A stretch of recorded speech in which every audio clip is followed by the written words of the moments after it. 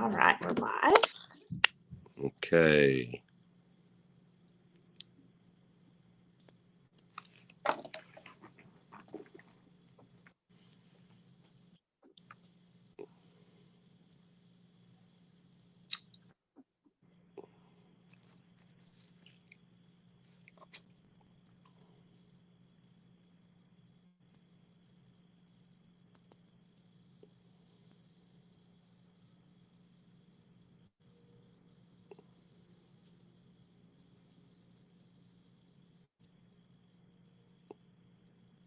Good morning. If you're watching with us, give us just a few minutes. We're going to get started. I'm going to give it a few shares, and we'd invite you to do the same. Leslie Cheeseman says hello.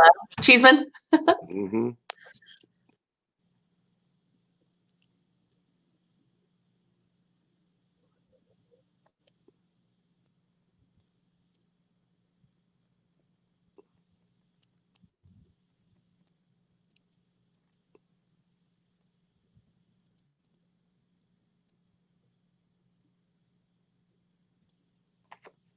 All right, I'm going to share it up here.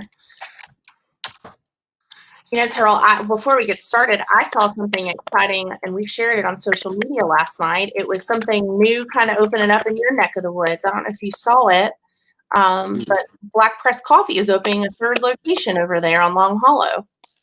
Oh, you talking about across the interstate here, whatever, on that corner? Oh, really? Yeah, that's right. I remember that. Yes, someone told me they were going to open up, and some of the girls are on staff here. Were excited about it, and I can imagine so. And so, yeah, that's good coffee. Oh yeah, we're excited. I'm excited for them. I'm excited to see them expand. Yes, and that's the one. The first one's on the square, right? Oh, hang on. Oh.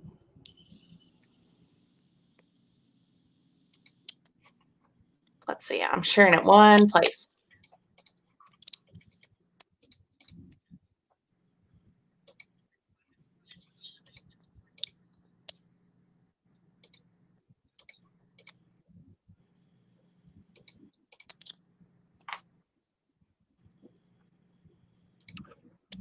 Facebook has changed some stuff on me, and so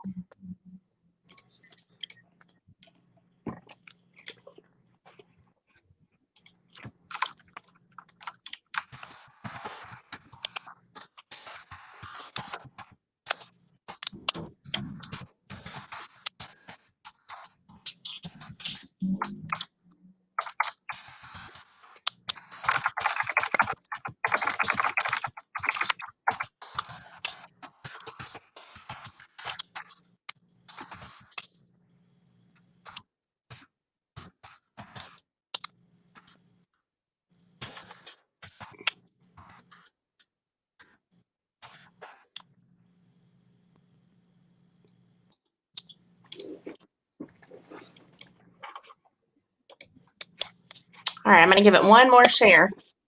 Okay.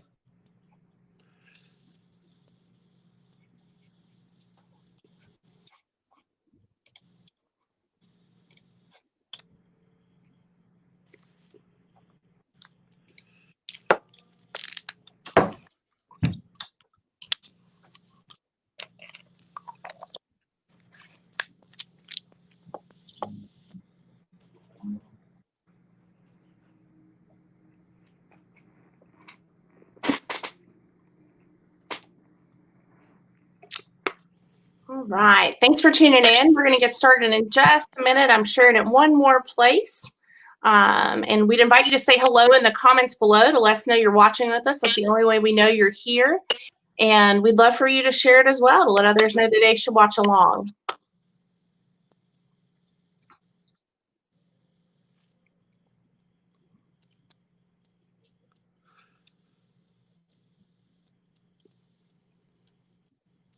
Let's see.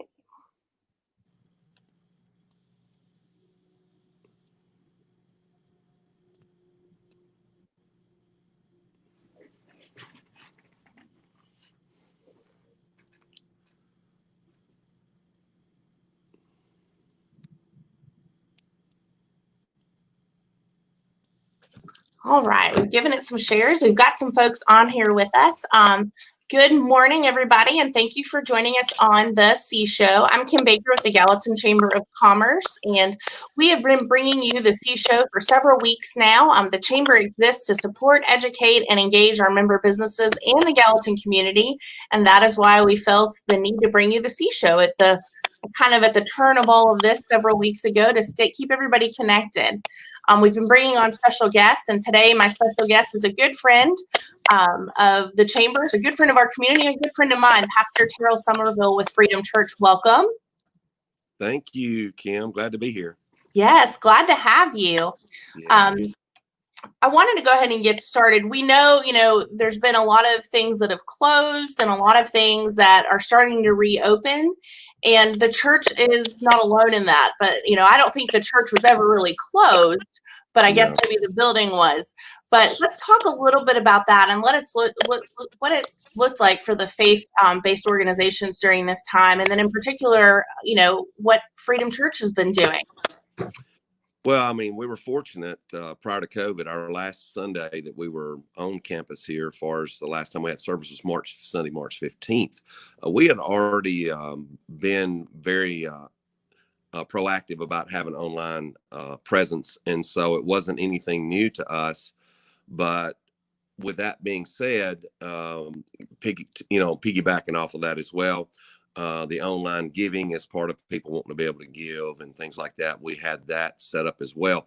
So the main effect it was for us is just the koinonia, the fellowship, and so now with it, with that happening, we were trying to encourage families to be together and things like that. But with the newness of COVID and not knowing exactly what it was, we were careful to say who to get together and all that kind of stuff. So with that being said, we were blessed to be able to leverage technology to the point that it did not, we had a good online viewing crowd. We had an online giving crowd, and in ways to be able to, that we didn't really realize that we were already in a driver's seat. So it was great for us. Awesome. And that's what we heard from a lot of our churches, especially those that were already connected and had that online presence and were utilizing technology, and even our businesses in the community. And I know you, as well as some other churches, were quick to reach out to us and say, hey, can we help other churches that need to get online quick and, an online presence? So we appreciate that. And I know our other community organizations do as well. I know y'all are getting ready to kind of reopen those doors and start bringing back groups of people together. What does it look like? What are some of the plans you have in place? Well, basically, as far as reaching out to the to our church family, we we'll be doing some social media strategies to be able to get the word out. We're also sending out a hard copy letter. We want to make sure everybody knows that we're opening up. But as far as opening up, we've watched the what Governor Lee has asked us to do, and we've kind of followed that and watched that very closely.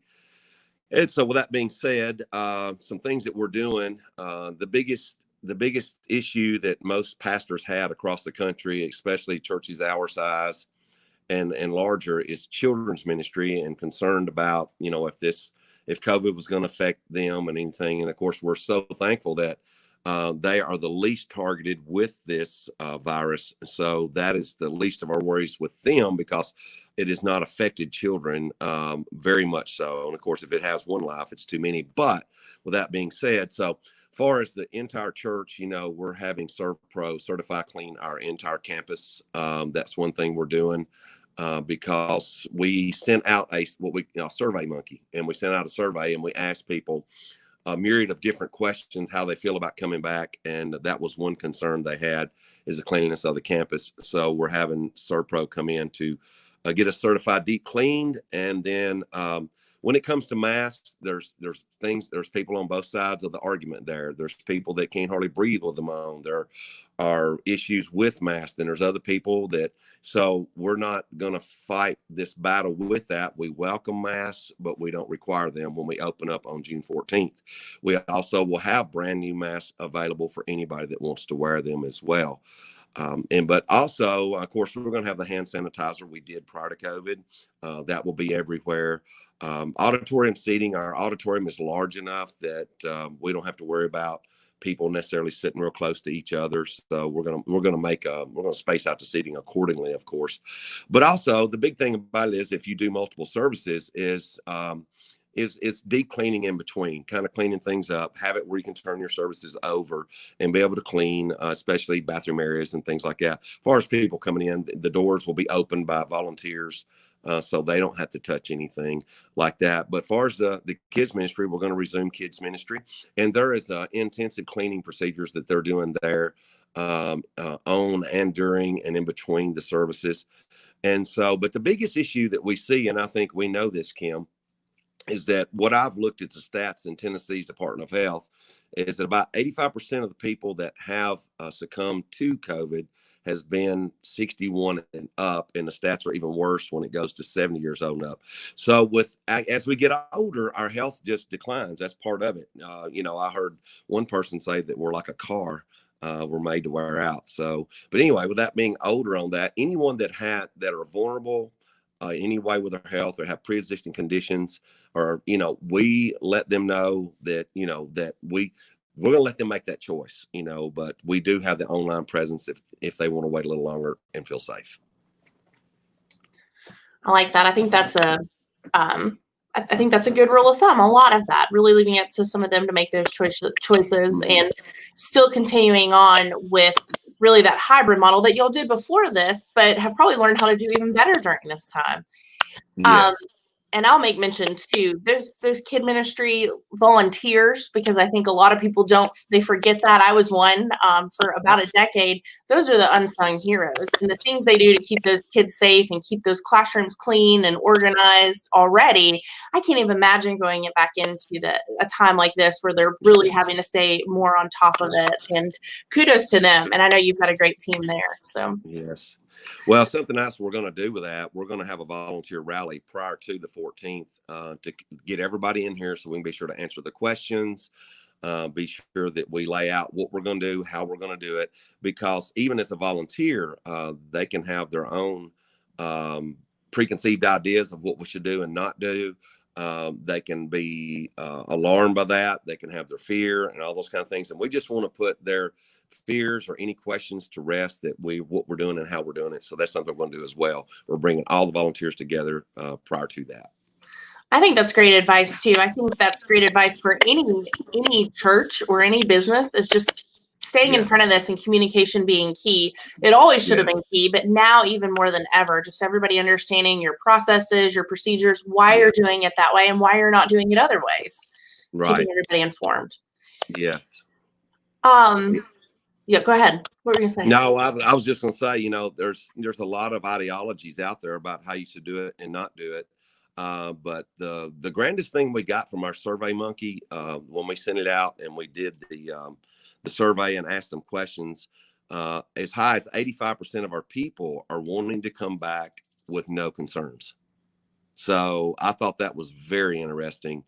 Because there's been this fear across our country. We know that when this started, there was forecasts of as many as 2 million people were going to die. Then it went down to 200,000.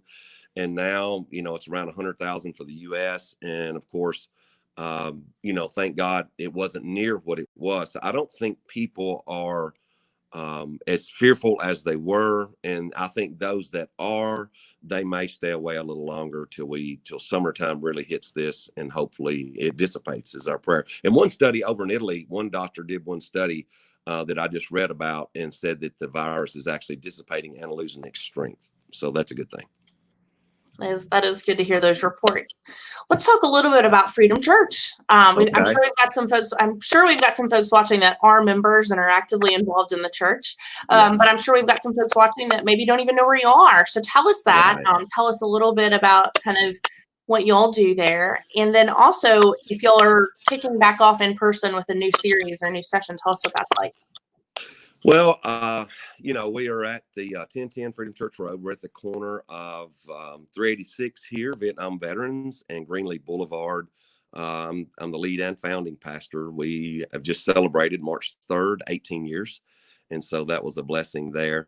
And so basically our ministry is, we simply exist to reach people to know God. We're on around 1,000 people. And so we don't know how that's going to be after COVID and people coming back, but there's a lot of people call this church, probably a couple thousand people call this church home, and that come in and out at different times. But anyway, with that being said, we really love kids. We have a very, very exciting children's ministry that's very thriving, and we just want to be able to help them to be able to become what God's created them to be. And so we have our 5 high five values. We want everyone to be able to reach and to grow and to be able to serve, give, and connect. And that's what we're about. Our website's freedomfamily.us. If anybody's interested in it, you can go on there, check it out, see more about what we're about. Also, you can pull up past messages and things like that. But as far as what we're going to do when we're going to come back, I was fishing the other day with a good friend of mine that's a member here, and there was like 6 or 8 different snakes swimming in the water on Old Hickory, and he freaks out. And then the thought come to me about everybody's facing fears right now. So we're going to kick off a brand new series on Sunday, June 21st, which will be Father's Day, talking about facing your fear, because God did not give us a spirit of fear. 2 Timothy 1:7 tells us he didn't give us a spirit of fear, but of that love and that sound mind and self-discipline. So that's where we're going to with that. And hopefully, it's one thing during this time to be fearful. It's another thing to use common sense as well. And so that's what we're going to talk about. There's healthy fear and there's unhealthy fears. And so hopefully this will be able to help some people. I love it. I was actually talking with a member yesterday who dropped into our office, and he said, what an interesting time, because how often has there been a time when almost everyone has the same fear? And I think we've seen that a lot. And, as horrible as the COVID situation has been, I think there has been a lot of us brought together, with some of those commonalities and being able to address those and work through those very much together. And then several other fears that are existing right now in the world. And I think that's a great series to kick off with right now. Yes. And you also have a Parents Day Out program, which does not run in the summer, but does it plan to kick back off in the fall? Yes, absolutely. It's going to kick back off in the fall. And but if anybody wants to check it out, put in an application or anything, they're welcome to either drop by the office, pick one up, or they can call. I'm sure they could probably email it as well. And something I may have told you on our number that is wrong. On the scrolling number for the church there, it's 451.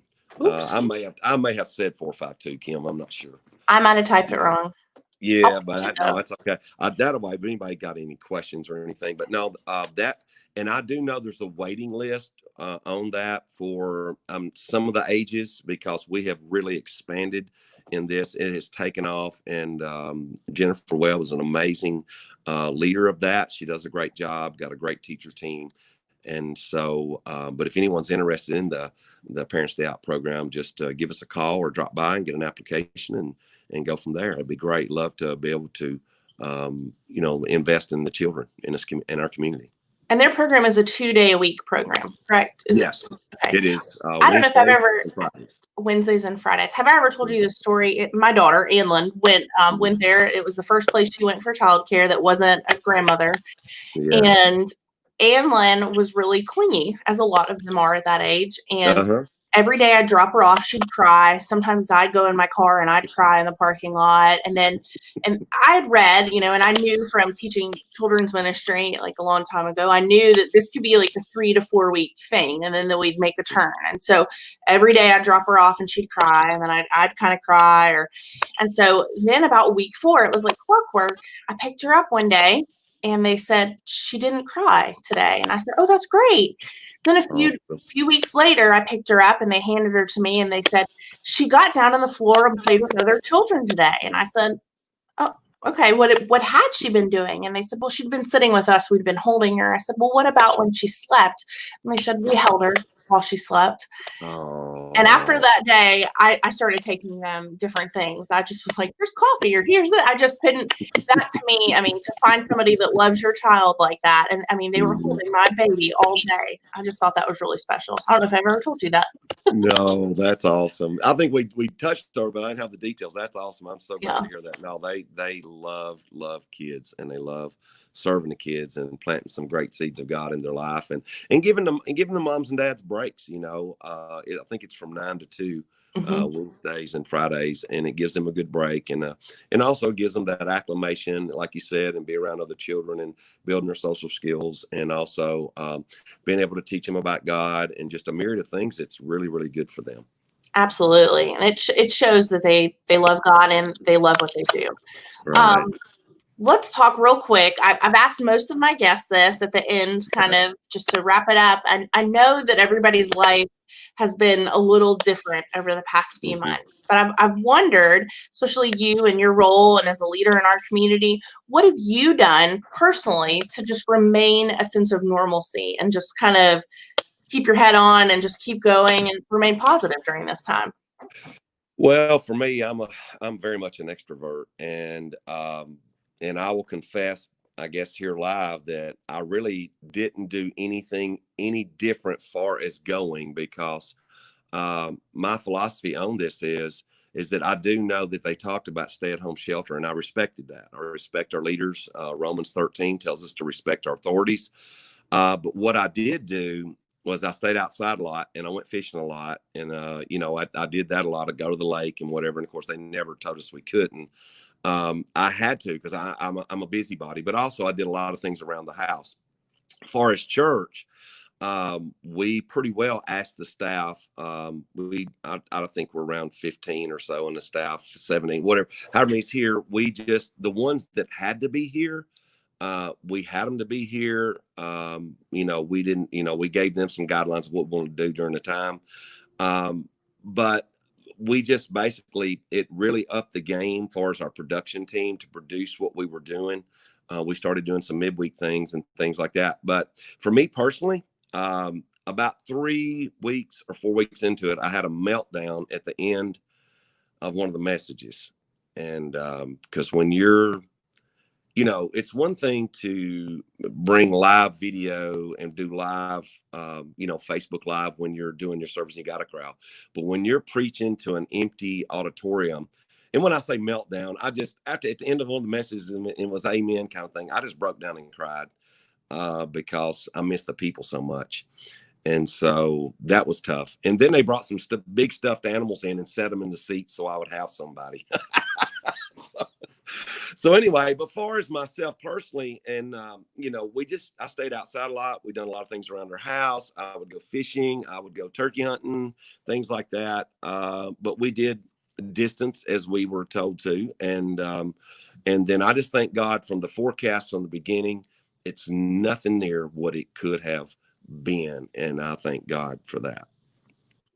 That's good. That I like the animals. That was Yes. I'd love to see a picture of that. And I'll say too, it's interesting. I've talked to several people, and it seems like week 3 of all of that was kind of that like breaking point for a lot of people. That I remember week 3 was really rough for me. I felt like there was a lot. I had folks calling me, and I'm sure you had a lot of your members Yeah. calling you. I mean, I had our businesses calling me week 3 saying, what do we do? And you just Right. you don't have the answers. We don't have those. But we know where to get them. Yeah. And so that was actually a turning point for me too. That's when I kind of cut the cord on the TV and everything. I was like, that's it. We're not doing that anymore. Right. Right. Well, I really appreciate you joining us today. Is there anything else you'd like to share with those that are watching, or maybe anybody else that's kind of struggling with things right now? Or what kind of words would you like to leave us with today? Well, the biggest thing is for people to understand that God is still in control, and what I'm thankful for, as I said earlier, um, your chance of getting COVID and perishing from it is about, in our state, thank God, is there's about 5 people per 100,000 that are perishing. So if you do the numbers on that, that's very slim to none. So I think it's very important that we're getting out and going again, because I truly do believe with our businesses and people's jobs and things that's going on, I just want to encourage people to get out. We're all going to die of something, Kim, one day. We don't know when that day is unless we decide to rush it up. But staying at home and living a life scared to death is not healthy for anyone. Alcoholism has went up, drug addiction has went up, depression is bad, suicide's gone up. And so I just want to encourage people, get out and live life. Be safe, do the things that we're supposed to do and what our state has asked us to do. I encourage that. But once again, don't live in fear. Get out and enjoy your life, because we have to. And let's get out. Let's support our businesses. Let's support the restaurants. It's hopefully people get back to work, and we can turn the tide on it, because the last could be worse than the first if we just continue being shut down and in fear and stuff. So I'm just want to encourage people in that. And something we've been thankful, we've had a lot of first-time guests jump on and be online. We've got a lot of wonderful churches in our area, and I thank God for all of our churches and all of our pastors. But if they want to come and to Freedom Live, we're right here at 1010 Freedom Church Road. If anybody's got any questions about what we're doing as far as opening up, any of our churches got any questions, or if somebody needs, hey, I need to talk to somebody, we got several pastors on our staff here. Love to encourage someone, and help someone, care for them and pray for them. Awesome. I appreciate you, and I appreciate your leadership with Freedom, and then in our community too. And thanks for being such a good friend of the chamber. Well, yes, thank you, Kim. Thank you. Everything you guys are doing, you guys are knocking out of the park. Thank you for leading like you do in our community as well. Thank you so much. I appreciate you. Hey, and I appreciate everybody that tuned in. We had some other folks say hi. Hi, Glenda, and hi, Holder, and Jason Holton, and BJ Barnes said hello too. So he said, hey, Terrell. Yes. Well, if you are watching with us and you enjoyed the C Show today, we invite you to join us again next week. We'll be back on Tuesday and Thursday live from the Chamber's Facebook page at 10 a.m. with more special guests and more community updates. So have a great weekend and enjoy. All right. Take care. Bye. Bye-bye.